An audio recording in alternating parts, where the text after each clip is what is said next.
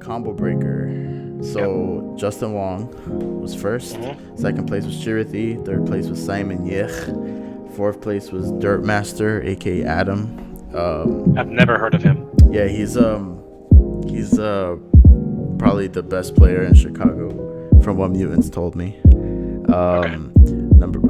Fifth was Ken Black. He played Elena and Q, but he really plays Chun-Li. So I don't know why he didn't play Chun-Li. Okay. Then you got Eat, and then Ken Black, fifth, and then Carrie.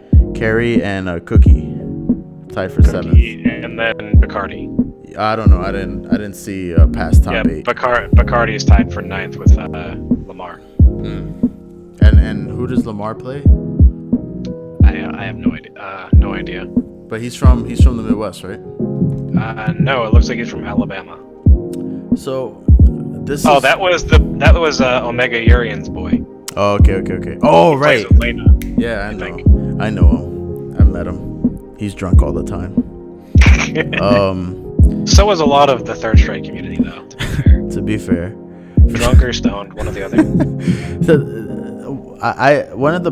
This is one of the problems with Third Strike's, I think, perception in America, is that we look at this top 8, and then the top 3 players played Chun-Li at one point or another in the tournament, and then the rest of top 8 played Elena, Q, Dudley, Alex, Ryu, and more Elena. So I think that people conflate this problem that Third Strike has, quote unquote, with tiers, with just the fact that better players tend to pick better characters. You know what I mean? I don't disagree with you. Because there's a drop off drastically from top 3 to the rest of that top 8 in terms of skill and experience. I do agree though. Because, Simon, you, Chirithi, and Justin, they've been playing for forever. All of them. And then... I mean, Simon's one of the only guys out in Nebraska that has traveled over years to Combo Breaker and other events, and even when the rest of them stay in Nebraska. Yeah, and he plays Ken most of the time, but he dabbles in... I guess he played Chun-Li this tournament, probably murdered one of these guys when it wasn't looking so good for him. But... Kerry told me he actually played a lot of Ken. It was mostly Ken. Yeah, I can imagine. I mean, Ken's his best character for sure. But in those winners or losers finals, you start to experiment a little because you have an extra game. Right. So he probably went to Chun-Li at some point. But I don't know what this means for going forward, because 30th hasn't arrived yet. But how do you think we could remedy this perception of the game, that Third Strike has? I honestly think that to the American crowd, remedying this situation, even when we bring over the reason why I'm going to say that this is impossible to remedy is because when we brought over all the Japanese players, Yun was the final. Yeah, that was a bad look. we didn't bring over any Chun-Li's. We didn't bring over anyone other than RX, which is a Urian player. And no matter how good of a Urian you are, you're still going to have issues in the matchup both against Chun-Li and Yun. Yeah. And although matchups in this game do matter a lot, it is completely based on player. Yeah. So, you're gonna see, like you said, a lot of the higher caliber players playing better characters. So, as long as people who want to win are going to be picking better characters, it's going to be harder for someone to have an appreciation for a really good Necro like Sugiyama or something if they're not consistently exposed to it in a setting where that person is allowed to succeed. Yeah. So, although Sugiyama came and he won Red Bull, there's not really a whole lot of people at Red Bull who had a lot of Necro experience, yourself included, other than Anthony, right? Right. So, and, not that Mutant is not a good Necro, because he absolutely is, just Sugiyama is on a different level. Yeah, it was different. It was different for sure. Anthony wins with his neutral game. Right. And I think all of Japan win with their set play. And that's just something that with Necro, yes. yeah, with I mean, Necro. they do have good. Their neutral is good with that character as well. Yeah, but that's they how they win. win games. Like that's how they steal games. They steal games with their set play. Whereas Right. Anthony, he'll try to outthink you to death. Which Right. is it's really hard on him, and it's sick when it happens. But it's just different. Right. But yeah, I dig what you're saying about just this perception that even though the two Yuns that were in grand finals at TFC were some of the best players in the world, definitely two of the best They're both in Yuns. the top 5 Yuns from all the Yuns that I talked to in Japan. Like, Absolutely. I talked to maybe 10 different Yuns and basically asked them who they thought the best Yuns in Japan were, and they all had the same fucking list. All of them. But they didn't give an order. I mean, except for Show. Show thinks that Nito's the best Yun in the world, for whatever reason. Okay. But the top Yuns, according to them, are Yakun, Okay. Sho, Okay. Issei, Yep. Derun, Mm-hmm. and then it's a toss-up between, like, Mester, Ushi, and all those other people that, like, are right on the cusp. They're like fringe top 5. Right. Who? But, like, who would you put the in that one- 5th spot? There was someone, like, I had the list. Like, there's someone that I'm forgetting off the top of my head that everyone put in there. But, god damn it, who was it? Was it the guy from Okinawa is Derun. From Okinawa? No. Okay. Yeah, Okay. Derun is Okinawa. Okay. Okay. So then you have Sho, Yakun, Issei, like, pretty much Unanimous. And then, crap.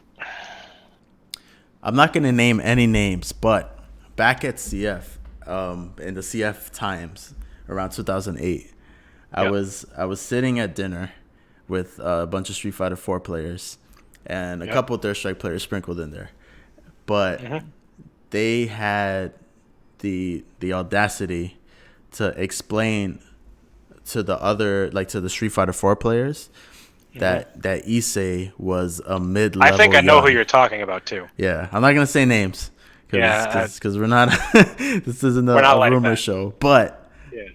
the fact that I had to check them on that they thought that Issei, just because he's over here, is a mid-level player, it means that I think people want to discredit anything that American players do to just show that their strike is not a good game. You know what I mean? Like, Right. Issei couldn't have been a strong player because he's losing to these guys sometimes. Issei would win like 95% of the time. But, there were some crucial moments, like we threw tournaments and stuff like that where he would lose. And, they didn't. I think that just shows what you were talking about this perception of the game being unable to be remedied. Because I think just Americans just don't want to, give other good American players any credit. And it's crazy that the obstacle course that players have to go through to get any kind of respect from even their own countrymen. It's kind of weird, right? Like, you would think in other games, or I guess in other communities, you get the support from the people that come from the same country, but it's not like that with us. It's this hostile thing, and I don't know, But I mean, we can both attest to the overall skill level in Japan it's not insurmountable if you are dedicated to the game. Like, this is Third Strike Group, and a lot of the people on the West Coast could hang. Like, I had this discussion with Tenren, and I think Tenren is top 5 Ibuki in the world. I think so too. Because I played against pretty much most of the top Ibukis, and the only ones that I really had issues with was Higa. I mean, I played Ringo, and I think I lost twice out of like 8 games that we played. Yeah. I played. Who else did I play? I played like 4 or 5 of the other Ibukis. Oh, I played Atsushi as well, in like a kind of impromptu 1st to 5 type thing. Yeah. Because we were the only ones on the cab, and I kept up with him as well. So, like, that's because of playing against Tenren, even though he still schmucks me. Yeah. it his style is just the way that I think Ibuki is supposed to be played. Yeah, especially online. Especially online. Because like when Mutant said that when he went over there, he had an opportunity to play Tenerin, and he plays so different offline.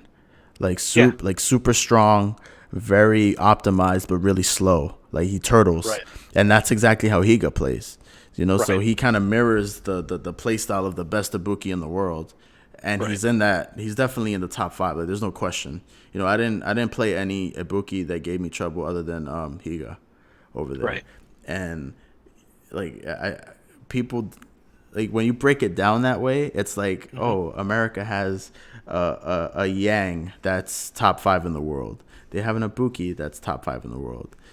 They might have a Ken that's top 5 in the world. In Yi, Right. and even Yuki. You know, I think Yuki might have, you know, based on his first attempts over there, he might have some stake in that conversation as well. Some of the players over there were telling me that I would be up in that level if I just lived over there, you know, Right. especially in Like Tokyo, because they don't have any strong Kens in Tokyo. But it's just, you know, when you frame it in that sense.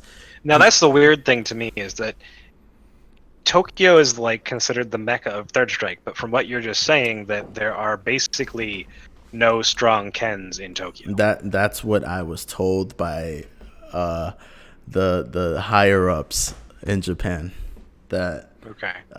that the strong Kens Matsuken are isn't outside. No, from Tokyo, right? I don't think so. No, And neither is Deshiken. no. Spellmaster J was also there. I don't know if you weren't there the day that he showed up, Yeah, but it was I got to play him a little bit, and that was interesting. yeah.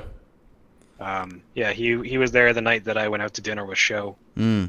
and got some games in with me, him, and Pearl Rice, and that was interesting to watch the two of them play against each other.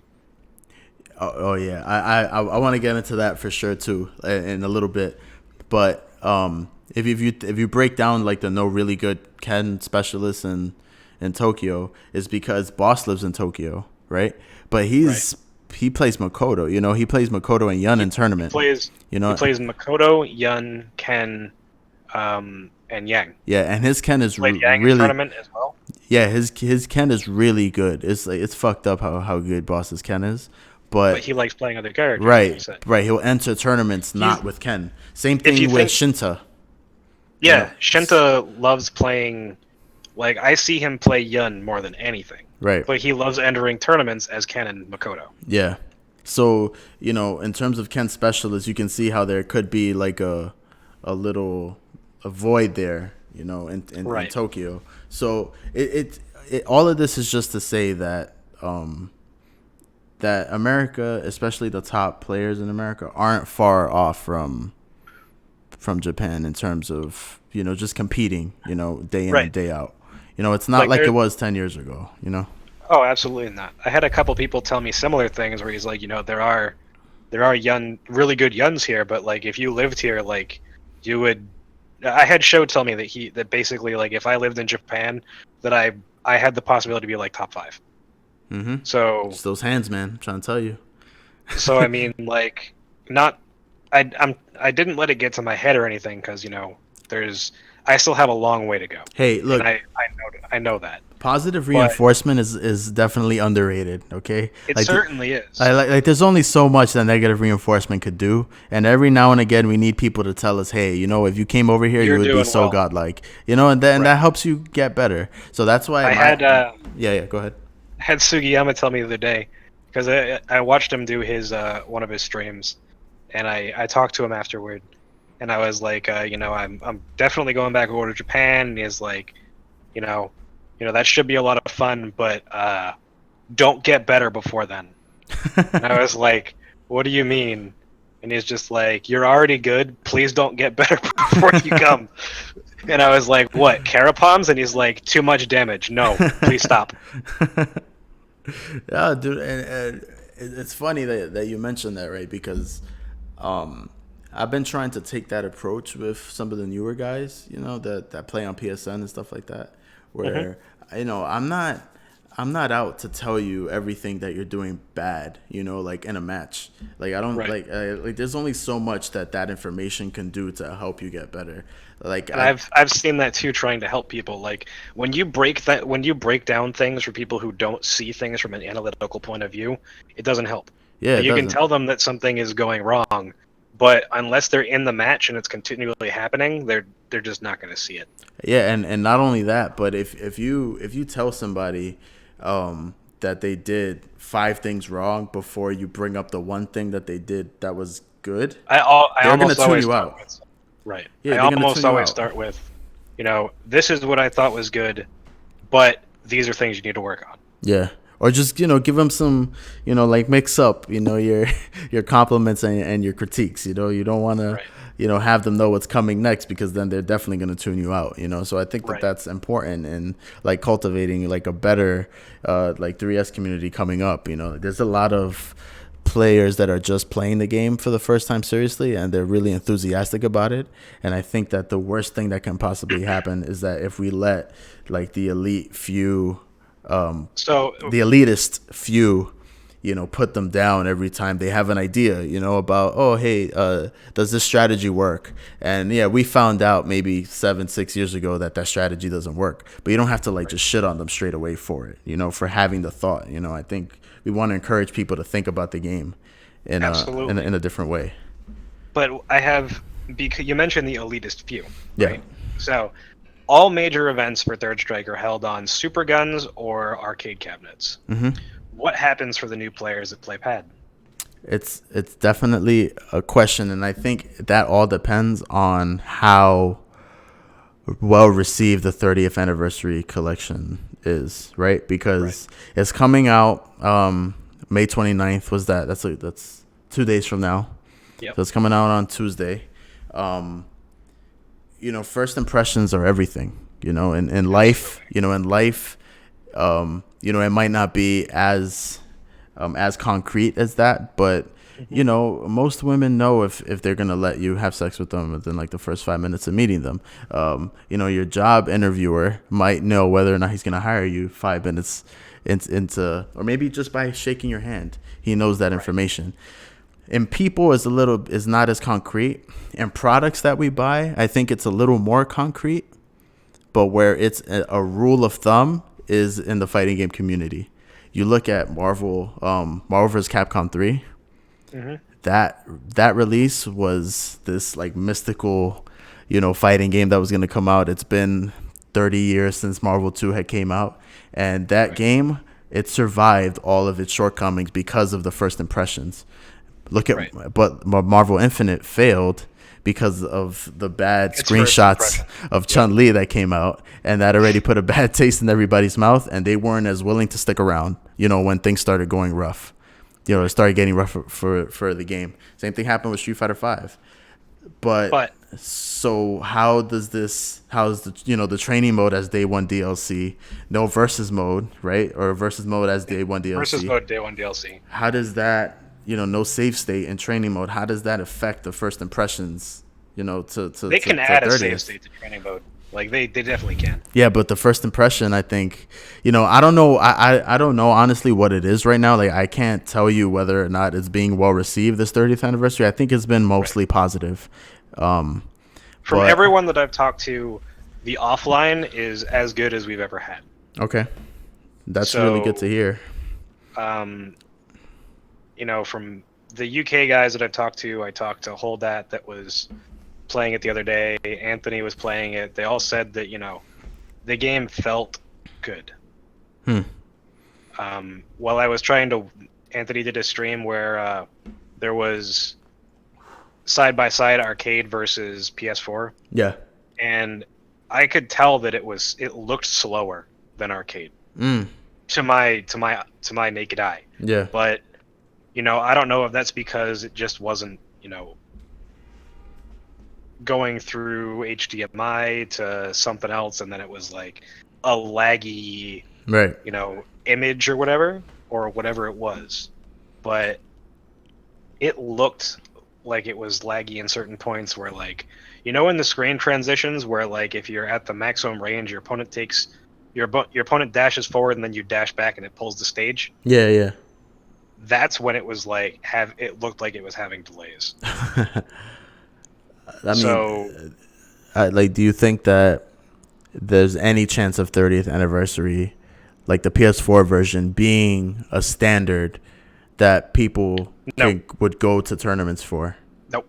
No. I think that, and on a local standpoint, absolutely. Yeah. I think on a national level, we're to the point where the people who have been playing for 20 years are not going to play on PS4 if they can help it. Yeah. And I think that that's an issue for multiple reasons, because it does alienate pad players. Yeah. But at the same time, if pad players are serious about the game and they do plan to go to Co-op Cup or anything like that, Right.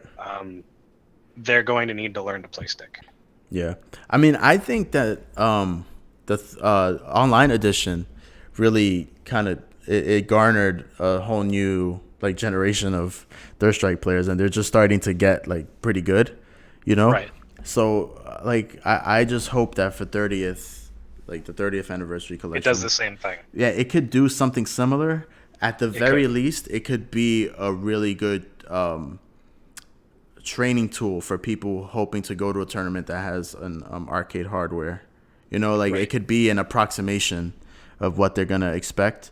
You know, whereas Because you and I both know that OE is not 100% arcade perfect. no, not at But all. No. the if you go from playing on Xbox to arcade, you're less likely to have issues than if you're going from PSN to arcade. Right. And it showed because a lot of the PSN players that went to TFC, like they had their own cab at TFC because it was just it was so different, you know, and they were having a hard time adjusting Right. to to the speed of the game and to the possibilities of the game and just to damage scaling in some respects.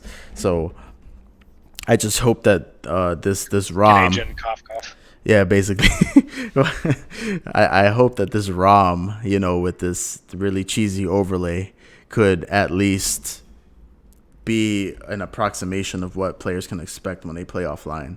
Right. And I think that might be its ceiling in terms of a Third Strike, in terms of the Third Strike community.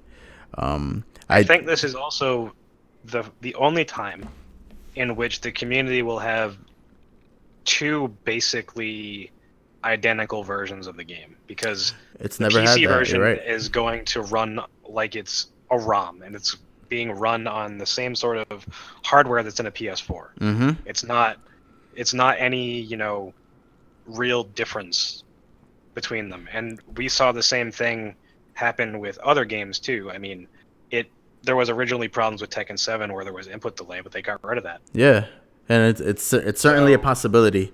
As long as enough things during the release day go right for the game, Right. I think people would be more than willing to overlook some of the problems like the training mode, and like the most likely definite input delay that it has, right? Because it is a PS4, it is running on a HDMI. These games, tend to have a touch of input lag. I talked about this with Kaz from Cali, right? Mm-hmm. Okay. The best case scenario is that you're going to have a 10 ms delay. Right. So 10 milliseconds is 10 divided by 1,000, so 0.001, right? Mm-hmm. So the actual frames per second of a game is 1 in 60, right? Right. Sorry, my button is not working, so let's do 1 divided by 60. So it's 0.016, right? So you have a whole decimal place difference Right. in the time in which there is something to react to. Now, from everything that I've read, human reactions don't go that far. Mm-hmm. So it's going to have such a minute impact on the game that unless your joystick has built-in input and then the emulator has, or the game has built-in input delay on top of just the screen, then you're not going to be able to tell the difference. Right. I always and I think that's always overstated. Like how input lag affects players' like their tournament performance and things like that. Like I've read off a couple tweets like of folks complaining about the Street Fighter Five, like stations being laggy, like like as if the game isn't already like like 4 or 5 frames, like just chock full of lag, and like how much more could it get before it affects your playstyle, right? Your playstyle in that game is already not predicated on reaction, so how much different does that, does that make the experience? It doesn't make it that much more different, Whereas in Third Strike, reactions matter a lot. Yeah, people design their entire game plans around being able to react to at least one button. You know what I mean? Right, but at point 0.01, right, instead of 0.001, you're not going to be able to tell the difference. It's less than a tenth of a frame. Right. So you're optimistic about how it's going to feel. I'm optimistic about how it's going to feel as long as, everything else is the same. So if you're running on the best possible joystick PCB, I don't know what it is, but let's say you're running on... Fuck, I forgot the name. I just know it costs like $150. That's all I know. I forgot the name, but yeah. The Brooks board or whatever? Yes, Brooks, yeah, Brooks board, I think it's called. Okay. So let's say that you have that in your stick. If you have less than 1 frame of input delay from your stick, and there's no input delay from anything except for your USB port, and you have that at 1,000 polling rate, which is also 1/1000th of a second or whatever, you're not going to tell the difference. It'll be as close to arcade as humanly possible. Yeah. Now you can go a step further and you can go and get an arcade VGA, and then you can change that and hook that up to a PVM or something, but you're looking at like an $800 setup or something just to play Third Strike. You might as well buy a board for that. Yeah, just get a fucking head-to-head, right? Right. And that solution isn't even viable for like tournaments. You know what I mean? That's definitely not gonna happen. So right. You just so have as to. Far as running tournaments and on a small scale scene, like, I think one of the biggest issues for Third Strike is that smaller scenes don't have the ability to play in anything other than OE. So they're only going to be playing offline on the PS3 version, the Xbox version. Not everyone's going to have the same stick that works on both. I mean, right. Now that's pretty much not going to be an issue because almost everyone, unless you're playing Killer Instinct, has a PS4 stick that is capable of working on PC. For sure. So those two, the Switch doesn't count. Barely anyone owns an Xbox One that plays fighting games, so that doesn't matter. Yeah. So I think this is the best chance that we have as far as a console port for actually enriching our community. Now, do you think that there's going to be a marriage between before I even talk about that, do you think that, or has it been even announced if there's going to be like cross-platform play? Absolutely not going to have cross-platform play. I don't think. What fighting game has cross-platform play for PS4 to Street Fighter PC? 5. Other than Street Fighter 5. Oh, that's it. It's just Street Fighter 5. So how'd they manage to do it? How much money did they put in? I have no clue how they did it. Because there's no Street Fighter 5 on Xbox One. You can't have cross-console play with Xbox One and PlayStation. They can have it from PlayStation to PC. Right. It was a PlayStation exclusive, so yeah, I didn't think about that. Right. But you also have to consider how much of,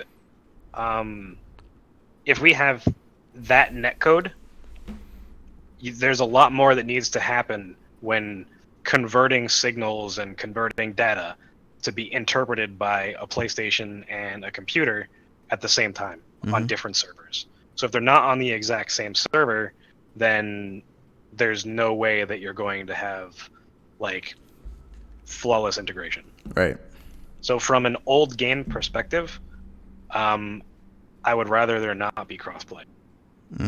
I would rather have to invest the extra $200 and $300 to play on both if there's active enough communities on both. As someone who's been playing for a long time, than I would if they had cross-platform play that was bad.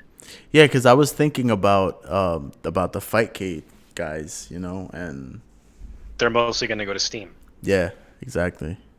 So I have a question for you that might not fit on topic. No, it doesn't matter. Go ahead. What are your thoughts on keyboard slash whatever the hell they're hitboxes, right? Mm-hmm. And pad when you're playing Third Strike, and the advantage you get in neutral.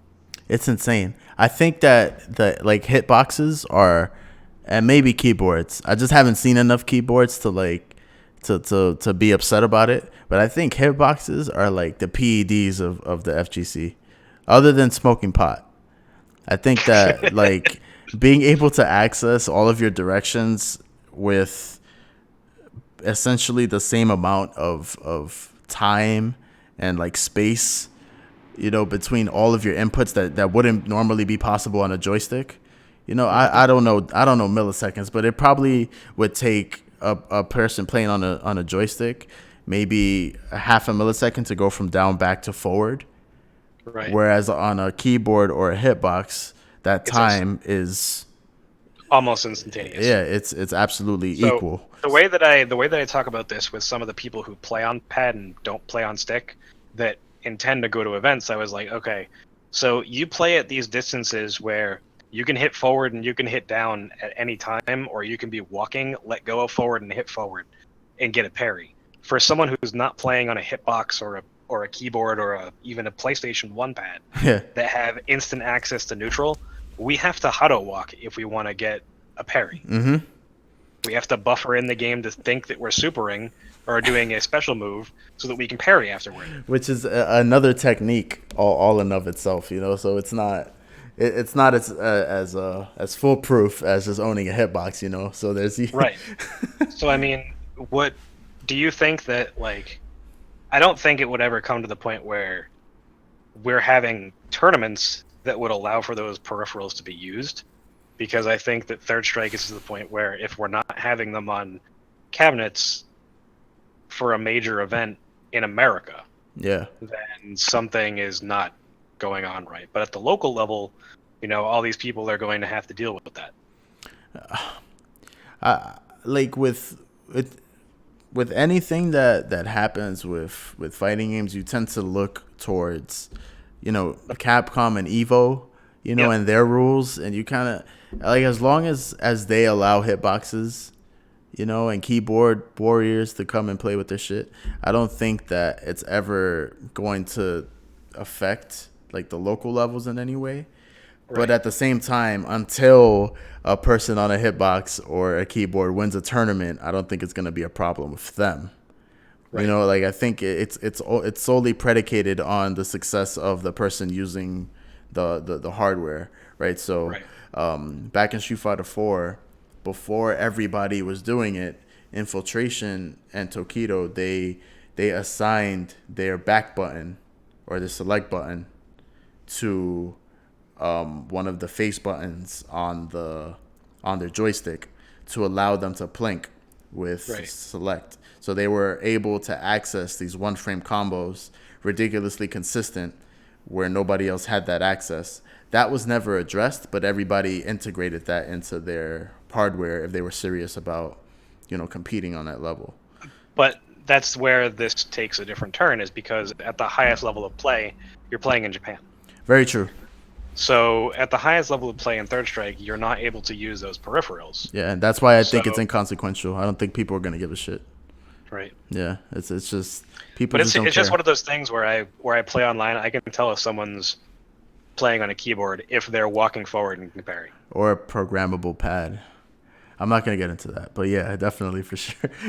Yeah. Okay. I'm not going to get into macro bags, but no, for sure. You could tell when somebody's playing on something that's not a joystick, or even a pad, because they can do some of the seriously wonky shit like that. I was bored one day and I discovered on my streaming laptop that I had downloaded Fightcade it must have been 5 years ago, and I never noticed. Mm-hmm. So I was sitting on the toilet and I had my laptop on my lap, Yep. and I just turned on Fightcade, and I had a save state there for a red parry for Strong Fierce, and it's so fucking easy on the keyboard. Because you literally just press forward. Yeah, it's insane like how easy it is. Like do you even have to let go of back? No, you don't. That's the crazy part. That's broken. It's broken. That's what it's insane. At least when I did it like I was holding I would go from down back because I was red parrying Kent's target combo. So I would go from down back to just back forward without letting go of back. I would just let go of down. And for whatever reason, like the game, like, you know, it rationalized that. It was like, all right, cool. You let go of down, so here's your other input. Here's your red parry. And then on top of that, like my laptop's, you know, the screen is definitely laggy. It's like, you know, not even a question. It has maybe half a second of lag on it. Like it's super laggy, but I was still able to get it consistently, which is bonkers to me. Like imagine if somebody who was just mid-level and was aware of red parries like played on the hitbox at a local level, he would like destroy everybody. Like it wouldn't even be fun. It wouldn't even be fair. So maybe I don't know. Maybe it might, you know, if people start playing again to that point, it might come up as a topic of discussion. But you know, I think we look towards Capcom and Evo, and as long as they allow those. But there's another thing. Go ahead. How if there's no Third Strike or ST or anything at Evo, you can't go by their sort of rules because it's not a game they're supporting. That's true. Oh man. And that's another situation is that we don't know if they're gonna continue support past the one event they're doing for every freaking game that they're doing on this disc. Oh yeah, they're not. I don't think so. I think, you know, history has shown us that they're very, you know, willing to throw a courtesy tournament just to sell copies of the game, and then after that, like they'll throw it to the side, which is the right thing to do fiscally as a company. You know, everybody has to make money. I agree. But you know that it's incumbent upon, you know, the community to, I think, to just take this opportunity for what it is, and it's an opportunity to have a hype Third Strike event. You know, not in Japan, in a pretty convenient time slot. I don't think it's an accident that they left Third Strike for last. You know. Right. Because Alpha 3 came out after Third Strike, you know, so I think if they were going chronologically, they would have Alpha 3 last. But I think thought Alpha 3 came out in '98. It came out in '99 after Third Strike. I think it came out like in October, and Third Strike came out in like May or something. Yeah, in May or June. So if they were doing it chronologically, then they would have done it that way. But they're not. I think they're very privy to the fact that Co-op Cup is a very hype event, and I think they wanted it as close to Co-op Cup as possible to try and to also they get wanted more to hype make for sure it. that it's at an event where a majority of the Japanese players who also play Third Strike that play Street Fighter V are going to show up. Right, definitely. Because they notoriously go to that event. And what are the other two events? It's at CEO. SoCal Regionals. Yeah, SoCal Regionals. So That's SoCal ST. Regionals is the only one that I can think of that might have been a good idea for Third Strike because of all the heads that play it in SoCal. Yeah, I mean, I think, I don't know, because of that kind of weird relationship that Third Strike has with in California, you know, like those players just have it bad for console Third Strike, so it might have not gone well over there. Right. I think they have ST there though, right? At SoCal, yeah. I think so. Yeah, and SoCal loves. No, ST. actually, I think SoCal is A3. Oh, is it? I think so. So, Super Turbo's at CEO? It might be. Oh, that's interesting. I don't know. I think CEO would have been a good one too, because a lot of foreign players go to CEO. Yeah. It's crazy. I don't know. I've never been, but I hear good things about that event every year. Yeah, I don't know what their line of thinking was. Doesn't really matter at this point. Yeah, I'm just kind of baffled by. I'm still reeling from the fact that training mode is a day one DLC. I don't know how to reconcile that. People would want to practice these games. What? And it's day one DLC for every game. Yeah, like I think they thought. And training mode only exists for games that have online play. For real? So there's no. And then versus mode, right? Like our customers don't have friends, so they're not gonna have to play anybody in person. Just give them online and just let them sort it out. Exactly. That's insane. Oh man. Shit. Give me a second. I have another. I wanted to get into something because I think, and I told we spoke about this off air a little bit, but I think that the way that you attacked, getting better in Japan was probably the most effective and efficient way that I've ever seen anybody do it.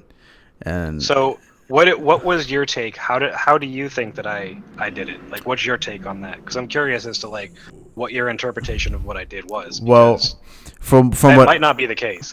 No. I mean, just from what I observed, you didn't let any match go by where if you could have had it recorded, you didn't. You were constantly looking behind you. You wanted somebody to record as many matches of yourself as possible. I didn't get as many as I would like to. Maybe only like 15 of them, but right. But look at that. That's only even some of the Japanese players. I poked them and I was like, "Could you record?" And like, even though they didn't speak English, they're like, "Yeah." Gave me a thumbs up. Right. So it was that, right? Because I think one of the most underrated aspects of getting better in anything is to just watch yourself do it. Because watching yourself do it away from the environment where you're doing it, you can kind of look at it with fresh eyes and really dissect your own gameplay. And It's hard to do that. It's hard to look at games especially where you lose. I think anybody could watch a match of them winning and try to break it down, but you're not going to get anything from it. When I watch matches of myself, and like in a corner example, right? Like let's say I'm playing against Chun-Li and I make a decision, and like it works out, but I'm just like, that decision there made no sense based on watching this through and the choices they've made previously. Like, right. I'm just like, I got lucky there, right. Type thing. And that's super important to be able to recognize that even though it worked out for you there, you shouldn't do it next time, probably. Like dash up Tatsu. Right. Like being able to observe yourself objectively and make those adjustments is really important, and I don't think everybody is necessarily capable of it. But having yourself recorded and staying disciplined enough to always ask, people to do it for you, I think that that's something that people just generally don't do. Another thing was I didn't see you pumping in quarters into the machine. I think that you when there were times where you probably felt you were on tilt, you took a step back and you were like, you know what? Let me just chill out for a second. Let me just watch, or let me just cool down. Or there are plenty of times where, let's say after I played K and he beat me 40-something games in a row, I got up, I looked around, I saw Yakun wasn't playing, I walked up to him, and I was like, will you play K and let me record you playing him? And he said yes. Yeah. So I got to, at that point, watch one of the best players in the world also get destroyed by the guy that just destroyed me 40 games in a row.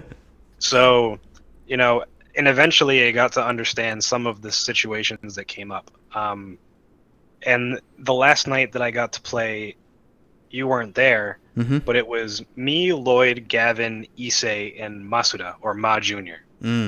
Yeah. And Ma Jr.'s Chun is still really strong. I played Ma Jr. So I got to play against his Chun. I got destroyed again. And then we went to go have dinner, and I got to talk to Issei, or through Issei to Ma Jr., and try to get some explanation as to like what he thought I was doing wrong, what I could do differently. Like if I was just taking the wrong, I don't want to say guesses, but the wrong risks. And what if my positioning was like completely batshit wrong, and he was like, you make a lot of good decisions, but at the same time you put yourself in situations where you just don't want to be against Chun. So like they were talking about when you play against Chun-Li, you want to be just outside of her far fierce range, but you also don't want to not dive kick at the same time. You want to try to be forcing her to make a move forward or make a move backwards and react based on that. And also when you're jumping in, varying between late jump medium kick, early jump roundhouse, head hunting with dive kicks so that you're popping her in the head and then immediately re-jumping out. And also just being fine with neutral jumping or standing in one place and making her make a decision. Because as Yun, like, you always want to be doing something, which is something that, Lloyd likes to point out. Yeah. But at the same time, there are certain situations in that matchup where you just want to sit still and, like, try to gauge what your opponent wants you to do so that you can make a different reaction. Now, you were talking about risks. Like, can you, off the top of your head, like, can you, like, what situations would, like, bad risks be bad for Yun versus Chun-Li? There's a situation where at that distance that I was talking about, if you read that Chun is going to go for stand fierce, and you're just outside of stand fierce range, and you do medium punch shoulder, it goes under it, and then you get a punish, and you almost get full corner carry. From like one side of the screen to the other, it's like 70% of the screen. So if you get that mid screen, then that's a huge risk, and in a lot of cases, you actually have meter to go for Ganajin after that. Now, risk reward says that when you have Ganajin, that's the best option because you can activate and then you get whatever. But because of the distance that you have to do that at, and you have to bait them to be doing moves, it's not always the best because they know you're trying to get a shoulder in. It's easy to parry because you can react to the second half of it when he's going forward, and he does the roll part of the animation. You can react to the second half of the animation and hit forward, like right when you see the second half starting to parry it. Right. Which is something that Tenren and Lloyd and a bunch of other people like bait out. They stand at a distance where you think that okay, they're gonna make a decision to move forward, and here we go. Yep. Shoulder time, and then they just stand there and parry it. You're just like, God damn it. Yeah. But oh no, go ahead. The risk reward there is you have to really be paying attention to your opponent's spacing and their tendencies, because if they don't have a tendency to walk forward, like we talked about earlier, if they're not hado walking, they can't parry it. If they hit forward, they have to essentially eat it. So there's a lot of ranges where it's worth it and it's not worth it. It's dependent a lot on your meter versus what they have for meter. Like, if you can be a little bit more liberal with it, if she doesn't have meter and you're almost at meter, like, it's not like black and white if then, it's more of a gray if then. Yeah, I mean, a lot, and I was going to say that a lot of Third Strike is a lot of, gray, because like you can argue that the popularity and the potency of that standing outside of Chun's far fierce range and looking for a shoulder to like creep in there, like the potency of that strategy makes it predictable in a way and makes it dangerous because people know how to deal with it. And in other games, that's not necessarily the case. Like, a strong thing is a strong thing. And Third Strike, a strong thing could be a weak thing, Like, to give a direct comparison, let's say that you get a knockdown in Dragon Ball Fighter Z with Cell, right? Or you go into one of the set plays that I came up with when the game was in its infancy. Which we all use, by the way. Yeah, I know. You're welcome. But it's interesting to see that when you can create the same situation in those games, you have two options, and they're both equally as strong. So because you can sort of abuse the fact that you only have two options, your opponent is literally flipping a coin. Right? So in Third Strike, it's not always a coin flip. Right. It's a 30-30-30 situation. Yeah. Because there are a lot of moves that don't hit overhead, they don't hit like crouchers, they don't hit whatever. So there's very few things that can like actually confirm into damage off of your opponent crouching. So it then becomes high-low throw, which does exist in Dragon Ball, but it's a little different. It's a little different. I think like the block strings that exist in the game and how. That's another comparison I want to make actually. Oh, okay, go, So, go, go. in Dragon Ball Fighter Z, you'll notice that there are certain situations where you can realize that your opponent's turn is over. Now, Yes. something that a lot of people don't realize is that that exists in Third Strike as well. So let's say, as an example, Ken walks forward and he does crouching light kick, and then he immediately goes for target combo, which is medium punch, fierce punch, right? Mm-hmm. Ken is now at a range where you can comfortably jump out if you want to option parry a DP, Right. right? So it then becomes a guessing game between the Ken. Does he want a DP? Does he want it like early to catch your jump? Or does he want to react to your jump? Or do you just want to like sit there and let him make a second decision? Mm-hmm. Because in Third Strike, there's a lot of because of option parrying, you can cover an option and then immediately block when your opponent is at certain distances, where you don't have to worry about certain moves hitting you at a high when that character has no moves high that are going to hit you. So you can down parry to cover one option if they are going to be at that certain distance, and then block. And if they don't take that decision to hit you with the move that is the only thing that can hit you, then you sort of are like relinquishing the turn back to them to let them make another decision. Then you can react to them moving forward or backward. Yeah, I mean, in Third Strike, turns work completely different than in any other Street Fighter game. I think. You can steal a turn. Yeah, and players aren't used to there. that. Yeah, people aren't used to being able to steal turns or like having turns be conventionally over, but not necessarily be able to press a button against. You know what I mean? Like and like the reason why Goichi's defense in Dragon Ball Fighters is so strong is because he understands the opponent's strings. So he knows where the gap comes, or rather where the layer begins. And he knows, Right. okay, right here, the only thing they can do is, double overhead or maybe triple overhead against hit. And then, or they can empty jump low, or they can empty jump throw. And all of these options exist on like this time, on the time based, visually is like visually time based, right? Like Right. if the opponent doesn't hit high, then that second has passed and you don't have to worry about it anymore. They can go Right. low or throw. If they don't go low, then you don't have to worry about the low anymore.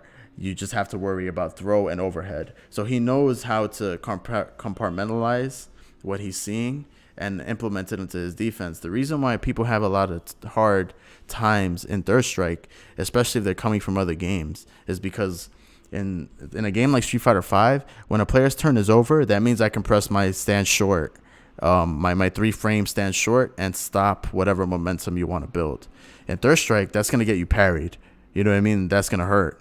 Like Right. an opponent's turn ending means that you could Just walk a because you're throw or okay. jump. Just You know? because I'll give you a perfect example, right? Yep. So let's say you're playing against Chun-Li, right? Mm-hmm. Now she goes for crouch jab, walk up, crouch jab, right? Yep. So her crouch jab is +3. Okay? So because she's +3, you can't do anything. So if she presses low forward and you try to jump, that low forward's hitting you. Mm-hmm. But if she does crouch jab, low forward, the second low forward is 7 frames still. Mm-hmm. Right?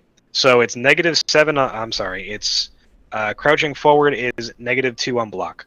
So that makes the move. You have 9 frames to react to whatever's going on. Mm-hmm. If they're doing a second one, so that gives you plenty of time to jump out. You can low parry. You can buffer a high parry before you jump. You can. There's a lot of things that you can do in that particular spacing that will cover multiple options for you to get out of the situation. Mm-hmm. Whereas in a Dragon Ball Fighter Z, because frame data is so linear, it's so it's almost identical from character to character. Mm-hmm. You're right. As it far really as is. their normals go, right? Oh, it There definitely may is. be a frame or two difference. In Third Strike, that's not the case, because if you look as an example, Chun-Li's crouch jab is the fastest move in the game, which is 3 frames, Mhm. right? But if you go and you look at Alex's crouch jab, his crouch jab is 5 frames. There's a lot of variance. So there's a lot of variance, and because of that, there's a lot of points and strings where like Ken will end with crouch short, short, short, and it'll be like -2 or something. But because your buttons are all like 5 frames, he can comfortably parry there. Mm-hmm. Right. Or option parry and then block. Like he has time to do that. Right. Or even Whereas yeah, yeah. whereas in certain other situations, like, Ken's crouch, like I was saying, Ken's crouch short is like +1. But like his crouching forward is -4. Right. So like if he does crouch forward, then you're at advantage, and he has no matter what he presses, like you can option parry after that crouching medium kick as long as you block it. Mm. It's not always smart to do so, but it is an option. It's there. Right. Right. It's And there. that's another thing that, like, when you're saying stealing turns in Street Fighter conventionally, in Street Fighter 5, like you were saying, let's say Ken did that same -4 move, and you are doing your stand short or whatever, right? Mm-hmm. In Street Fighter 5, that stand short, might whiff, it might get blocked, it might have whatever happen. But in this game, if you press that stand short, Ken's just going to parry it. Mm-hmm. Every time. Every time. And the same thing goes for the opponent, is if the opponent thinks Ken is going to press something after crouch forward because of the negative frames, they have the time to input a parry. So how do they do it then? Because, we're talking about like Japan versus like the US and how we go about practicing and how they go about practicing. Because we were, this whole thing started because I was admiring how you were like having people record you every time you wanted to play. And so and watching. I want to extrapolate on what I did with the footage that I had in Japan, right? And what I did that I think helped me learn more than anything. When I take losses, I was not scared to walk up to someone, and even though I didn't speak the language, take out Google Translate and then ask them a question. Whether it directly conveyed or not, that didn't matter. It got to the point where, as an example, I tried to talk to Tama-kun. Beat me like 8 games, 10 games in a row, right? Who does Tama-kun play? Dudley. Okay. He's one of the better Dudleys in Japan. Okay. At this point.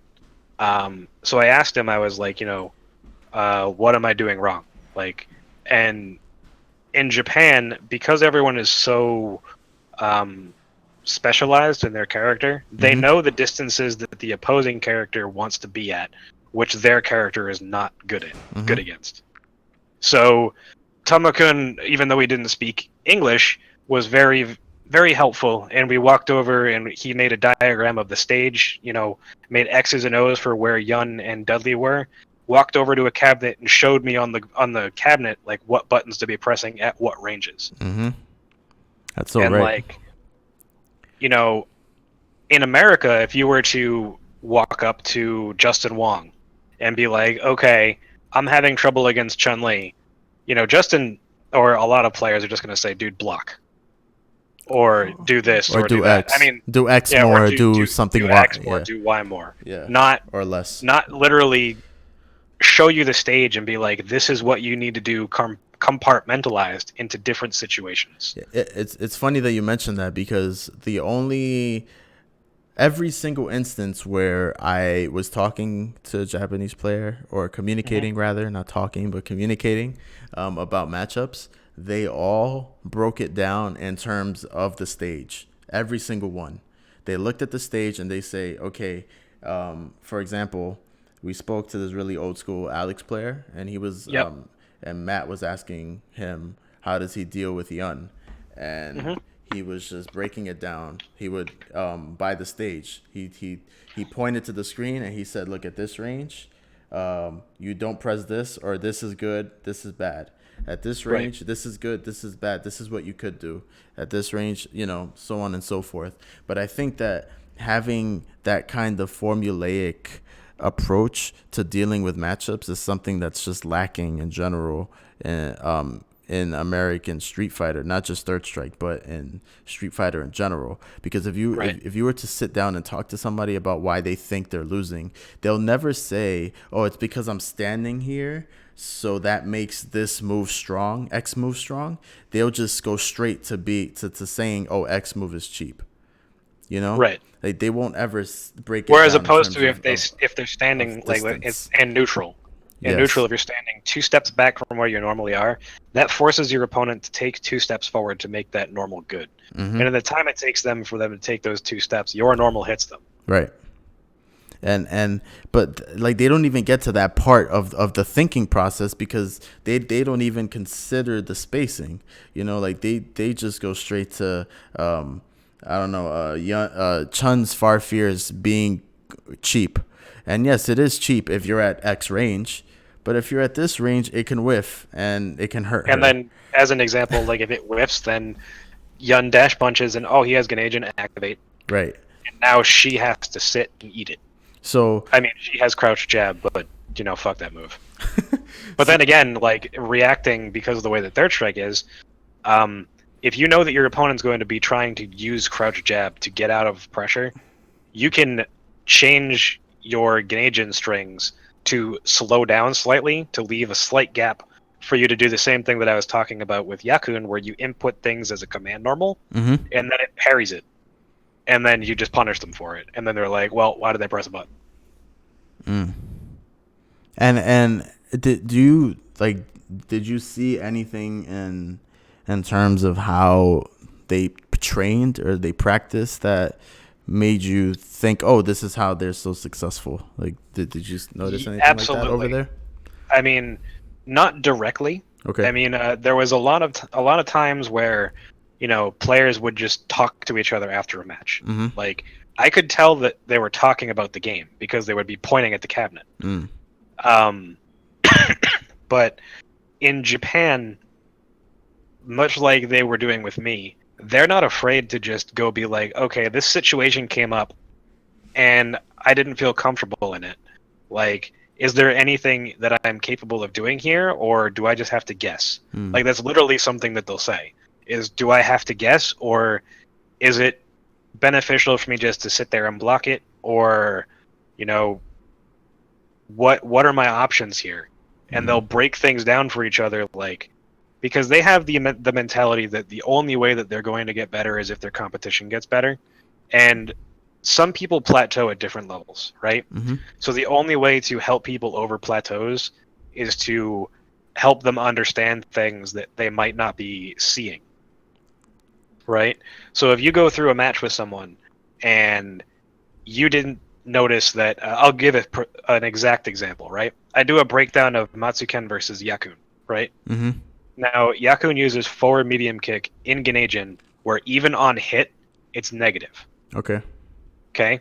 So if Yakun presses any button, Ken's Emperor Punch, his down medium punch, will beat anything that Yakun presses and will allow him to confirm into super. Right. Right? So they would break the game down into those sort of situations where it's like, okay, I'm at this distance. What are my options? What are your options? Is there any consistencies as to is it better to high parry at these ranges because most of your buttons are high moves? Do you have to move forward in order for your lows to be successful? Like, what's the deal with this situation? And they're more than willing to talk through any situation just so that you can understand both sides. So, like, and they don't hoard tech. Like in America, because we're so fixated on the money part of esports and tournaments and whatever, if you find something that is really strong with your character, you're not going to tell anyone. And there are a lot of people who even hoard that stuff and don't use it online, or don't use it in their practice sessions, just bring it out to tournaments. Now, in Japan, they don't do that shit. I couldn't imagine doing that. They're more than willing to showcase tech. They're more than willing to walk you through that tech. Like I had Sugiyama show me tech where you can't block it. It's basically an unblockable dive kick, and you have to down parry. Yeah. Right? So when you're in situations like that, in America, the opponent is just going to tell you, you're fucked. It's an unblockable. In Japan, they're going to be like, you can down parry here, and then crouch medium kick, EX up kicks, dash punch. Right. And that just screwed with my set play. And now you're at advantage and you're back in control. Yeah, like that's specifically about Sugiyama's like unblockable dive kicks. Like that's the solution. Like with Ken, is just the Down just parry. down parry, and then you can do shoryu, or you can even do shoryu into medium punch shoryu, and it'll hit like mid screen. Right. So it's like you get so much damage from landing that correctly. And when I played Sugiyama at where was it? Was it Game Versus or it was Newton? At Newton. It would have been Newton. It was Newton. I was doing that to him, and we had probably like the most fun Ken Necro games that I've ever played, because it was literally just like whoever knocked each other down first lost.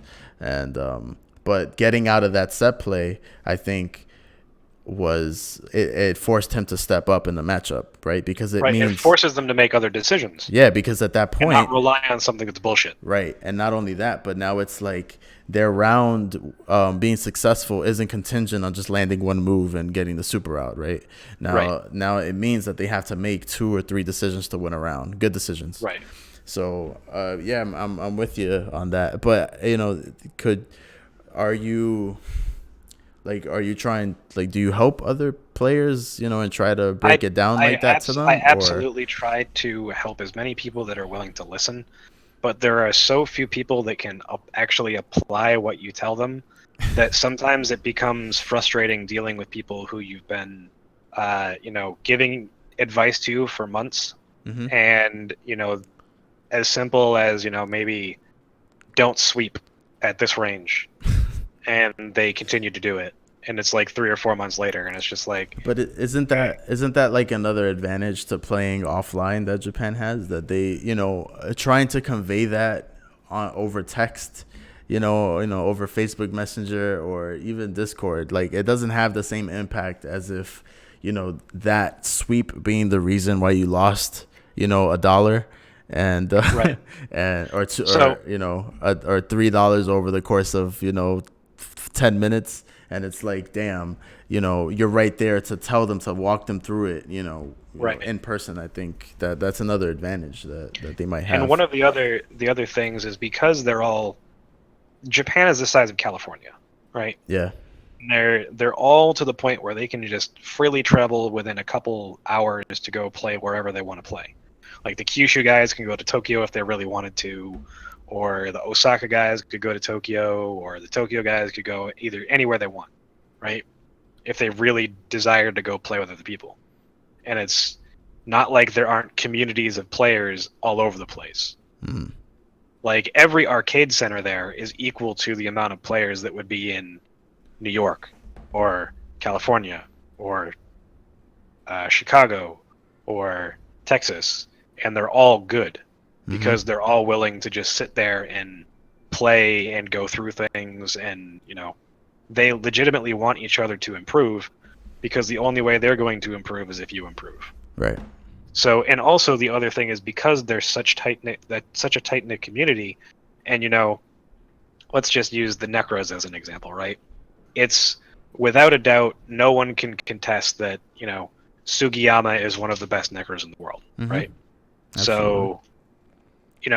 The other day I was watching Sugiyama, and he had Kanetan, Tamu, and one other person at his house. Okay. Right? And they were sitting in training mode, and because there's an issue with OE where you can't practice setups for like getting out of throw and stuff like that, Sugiyama thought up a new setup, which was basically Electric Snake into super jump forward, dash, and then super jump cancel hook punch, right? Okay.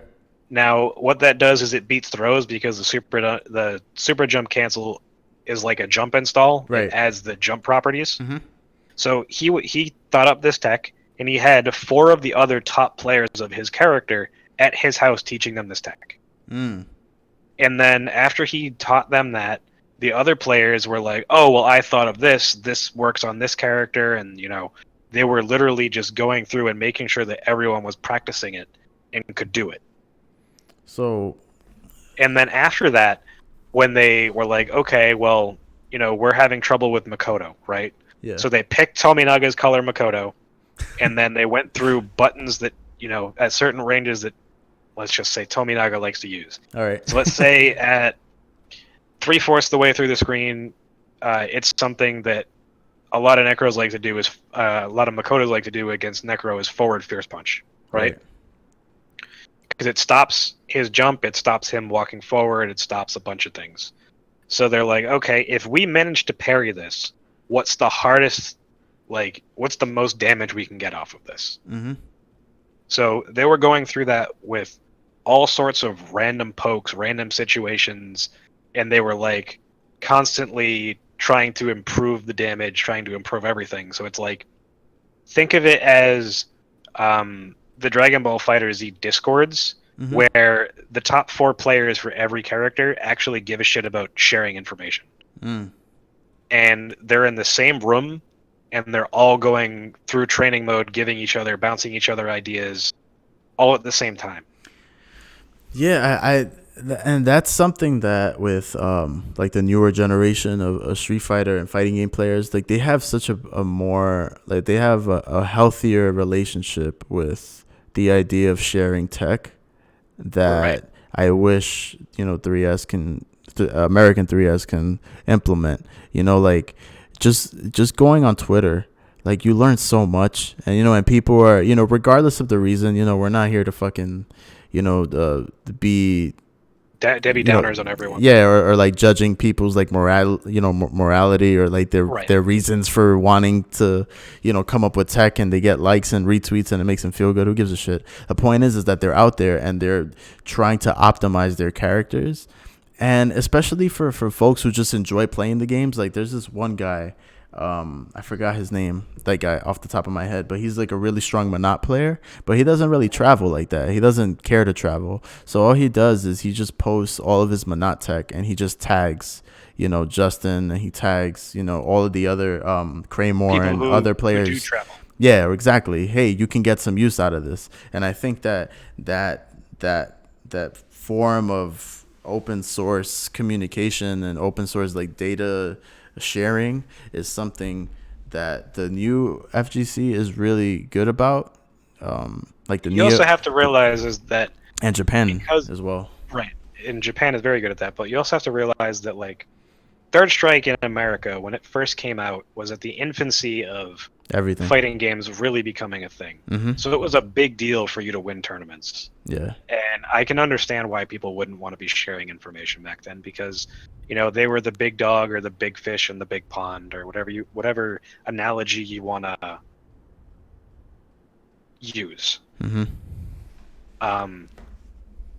But as time goes on, you need to sort of let go of that mentality and be more willing to facilitate all these new players getting that information. The only place that we ever had was Shoryuken's forums. Yeah, but that explains why the habits aren't there. But like, is it our fault then? Because like you see all these newer players coming in from newer games or just like fresh, and they have these same like sensibilities about kind of helping each other out. I don't know if it's because the players who came from that are still active and they still kind of have a say, and their words kind of hold weight with other players. So like they see that the way that they respond to other players and maybe not give them ask you this. Good advice. Yeah. During the entire time that Third Strike was the biggest game, how many of the top players ever were on SRK talking about their character? No one. Never. Yeah. Not a single time. The only people who were doing it were middle tier players sharing information. Yeah, but that doesn't explain now, right? Like why the newer players who are coming up don't have that same willingness to like go through the inner workings of the characters the same way that maybe other players who play newer games do. Is it the fault of we didn't have a good training, right? We didn't have a training mode that allowed for proper exploration for a long time. That's fair. That's a fair point. If you weren't in training mode like they were doing it in Japan with a friend, practicing setups, or bouncing ideas off of each other, there was no way you could test anything without playing the game. Right. So, Yi talked about with us when he was in New York, where there were some times where he would just go to the arcade. He wouldn't care if he was going to lose. He would just go and he would think of new things to try, and he would try them. Mm-hmm. And back then, not a lot of people had that. I mean, even still, in the third strike community, not a lot of people have that mentality where they play to learn. They have the mentality where they play to win. Yeah, and getting that one win matters more than learning that the spacing that you were at was incorrect. Yeah, and maybe that might be part of it too, because a lot of players who play online, they don't have any I don't think they can see themselves taking it to a tournament. So I think that the immediate results are what only matter, right? To them, because they don't have that bigger picture in mind. Whereas with Yi, and I know like myself and Lloyd for sure, and I'm sure you and Gavin as well, like, there is an aspect of attrition to it. It's like, what, if I'm going to go to IFM or CF back in the day, I'm going to try to do this the whole time. And it doesn't matter if I lose or win as long as I implement it, because where I want it to work is NEC, is not at CF. I don't care about it working at CF. I care about it working when it matters. So maybe online is the only place where it matters to these players. They can test all that stuff online and do it as much as they want. Right. So like you were saying with the Monot player, is if they're just an online warrior and they come up with something, and like you said, you don't want to go into the whole morality thing, but in a general sense, the most people who play these type of games, I don't want to say that they're not like social butterflies, because some of them definitely are, but in a lot of respects, like if you in general, gamers are given the stigma that they have less friends, they have this, they don't have that, and I want to say that in particular in fighting games, that's very much the case, where people with less in life as far as communication goes, they're more willing to share their ideas because they want people to like them. I mean, I know this is getting super like philosophical. No, that's where it goes. I like it. Go ahead. When you share information and it's useful to someone, they either become your friend or they become someone who's interested in talking to you because you share a similar interest. Right. Whether they are going to do the work themselves, or if they're just going to use what you do, they're still communicating with you. All right. Right. And that's some fulfillment there. Right, and that's some fulfillment right there.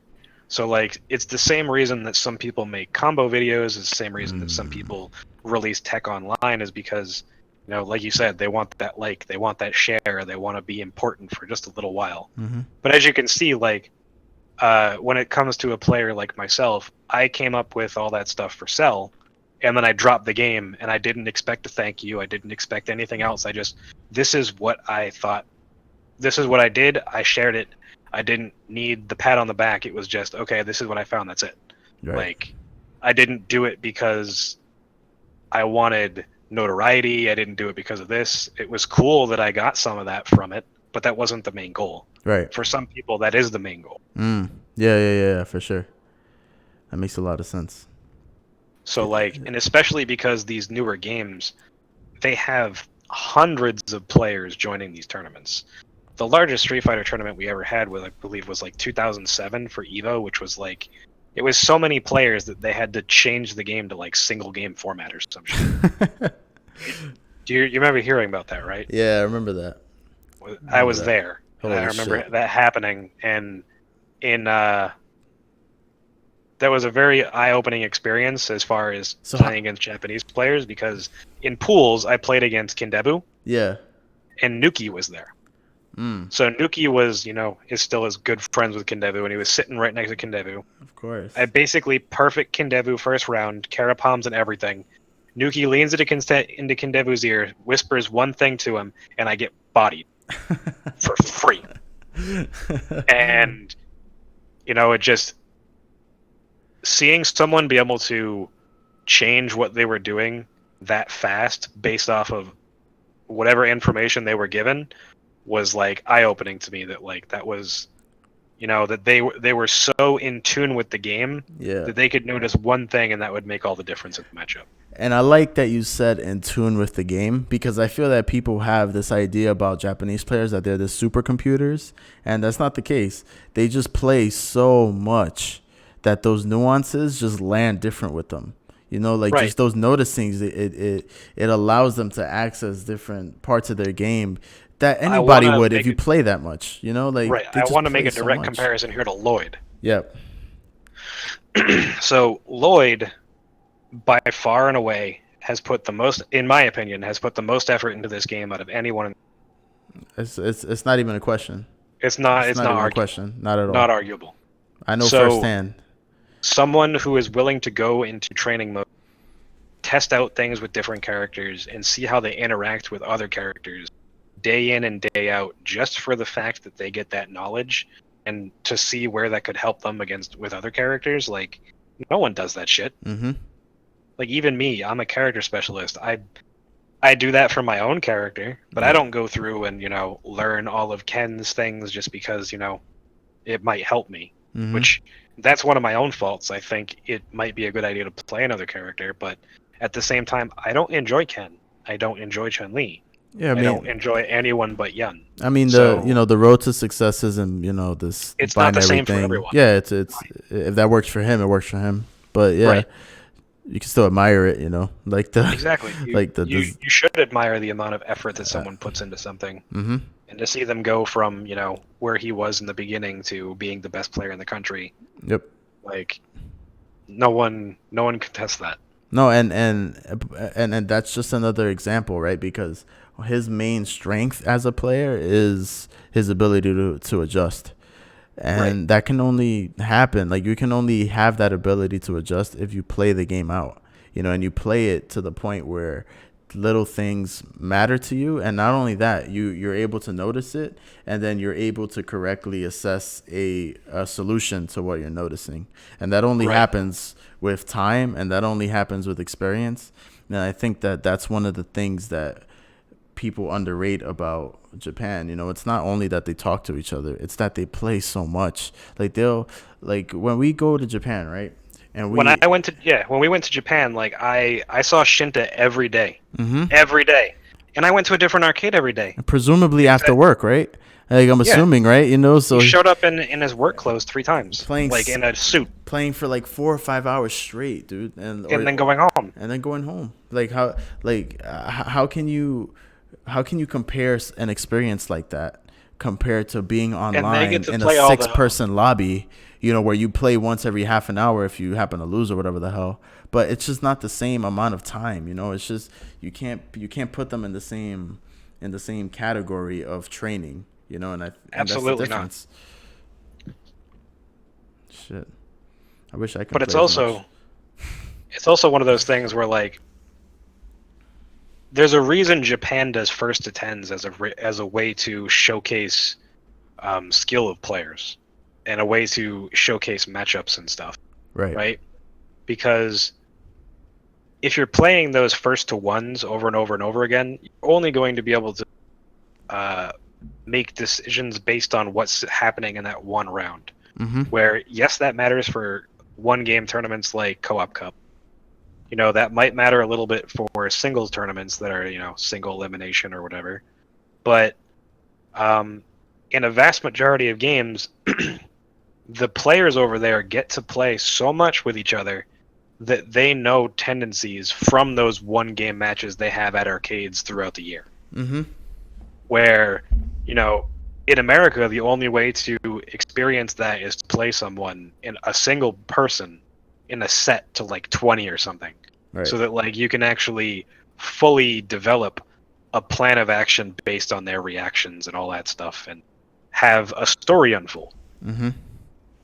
So whether it's your opponent is constantly outthinking you or is constantly changing what they're doing which makes you change what you're doing, which still has, you know, a negative effect on you or whatever, or whether you can react to what they're doing and improve it, or force certain situations, pick up on certain tendencies. Like, you're not going to get that playing me once every 2 weeks. Mm-hmm. Absolutely. And that's why, like, when you watch their matches, like, they do so much sick shit. It's because they have, like, baseball cards on everybody. You know, like, they know each other so well that you can, like, they end up doing shit against each other that it's not practical against somebody you don't really know. You know what I mean? Right. But that's another thing that we were talking about earlier, is that, like, there are certain things in the game where it might not make sense to someone. They're like, why did you do this here? Well, this person likes to do this, and this covers these two options, and these are two options they have. Like, that's a very character-specific, person-specific thing. Whereas, you know, if I did that exact same thing to Joe Schmo number 12 on Xbox Live, they're just going to sit there and block, and I wasted my time. Right. Exactly. Like, I think online play normally, especially if you go in blind, like, you're not, like, coordinating with somebody, hey, let's play. You're just there to practice combos. I mean, I have a new outlook that I have when I play online. Because I have a list of, like, 20 different things that I think that I should be working on. Yeah. And then I add in, like, play to your fullest or whatever, right? Mm-hmm. I choose 5 of those things at random. I put them on a, like, spin the wheel type thing. And then for a 10-game set, I have 3 different options that I choose for every game for rounds. So one round I might be working on staying on the ground and spacing like that. Another round I might be working on spacing specifically with dive kicks. You know, if it gets to round 3, trying to win without Gen Agent.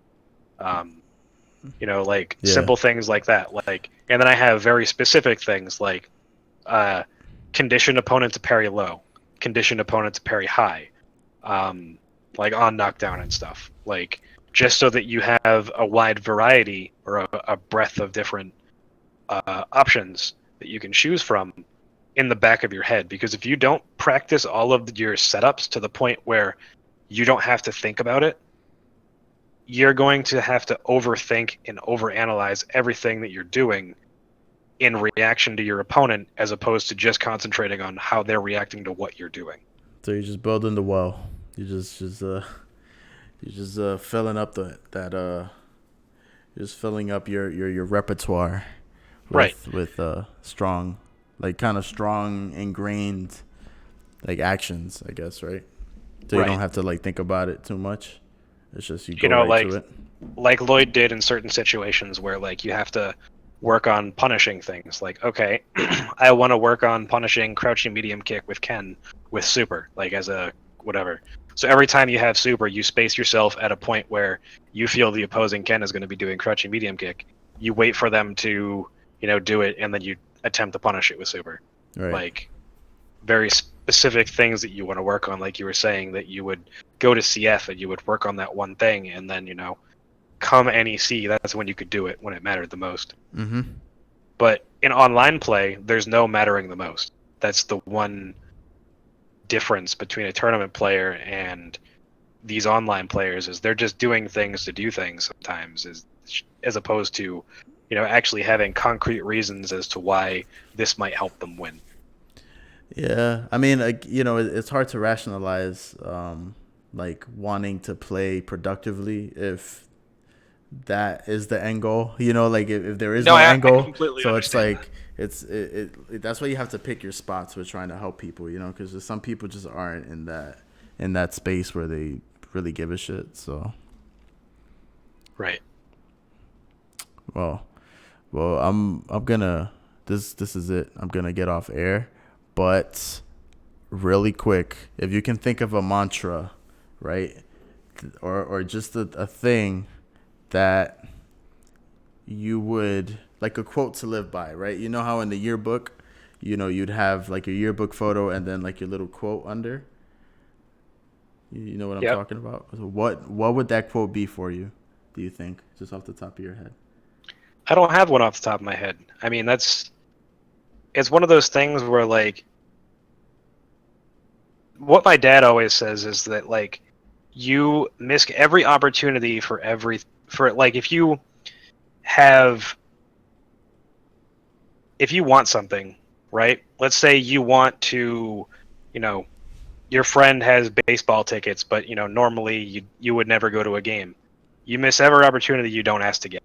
So if you don't ask that person to go to the baseball game with them, and they haven't offered, you might never get to go. Right? So he does it in every aspect of his life. If you need a deal on something, hey, is this a possibility?